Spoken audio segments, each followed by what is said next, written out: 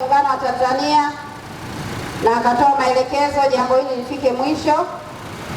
Lakini kabla ya hapo alikuja waziri wa ardhi na akaleta kamati yake ya wataalamu ikaja kufanya kazi, na aliahidi kwamba atakuja kutoa maelekezo yeye mwenyewe. Lakini kutokana na mwingiliano wa majukumu, viongozi hao wameshindwa kufika, na tumeona siku zinazidi kuwa nyingi, na huku nyie mkiwa mnahitaji kupata suluhisho ni lipi. Kwa hiyo tukawasiliana nao, wakasema basi kwa kuwa wao wanaendelea na bunge, sisi tuje kwa niaba kwa ajili ya kuja kutoa maelekezo yanayotoka Wizara ya Ardhi, ambayo waziri mwenyewe aliahidi kwamba atakuja kuyatoa yeye mwenyewe, lakini kama nilivyosema, bahati mbaya hajaweza kufika.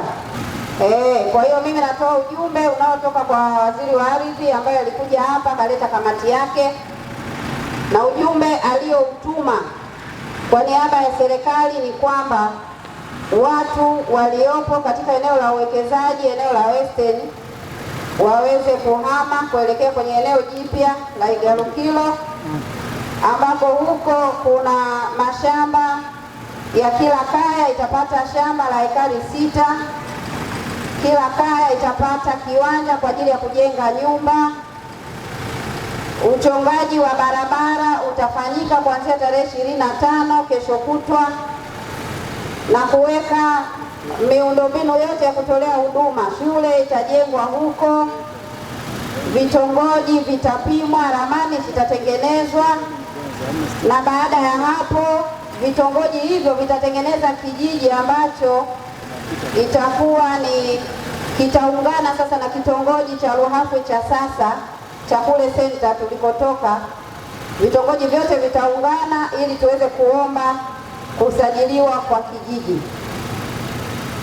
Kila kaya ambayo ilikuwepo wakati ule, wakati tunaendelea kufanya mikutano na ile kamati yenu, kila kaya itapata hizo ekari 6 bure bila kulipa. Lakini kila kaya itapata kiwanja kwa ajili ya kujenga nyumba, na kiwanja hicho pia ni bure, ni kwa gharama za serikali.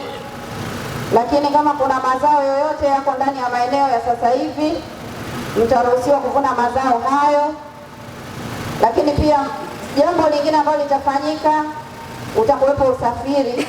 Wakati wa kuhama ukifika, utabebewa mazao yako pamoja na vyombo vyako kwa ajili ya kuhamia kwenye eneo jipya ambalo tunategemea wakati huo tutalisajili rasmi, kwa sababu litakuwa ni eneo ambalo limepangwa vizuri. Tutalisajili, tutatengeneza vitongoji kadhaa, na baada ya hapo vitaungana na Luhafwe, tutatengeneza kijiji kingine. Kwa hiyo maelekezo ni hayo. Kwa sasa hivi hapa eneo la Western hamna shule, hakuna zahanati, hakuna maji kwa maana ya mradi unaoeleweka. Lakini kwenye eneo lile, pamoja na kupata viwanja na mashamba, kutakuwa na mradi wa maji utakuwepo kwa ajili ya kupata maji salama.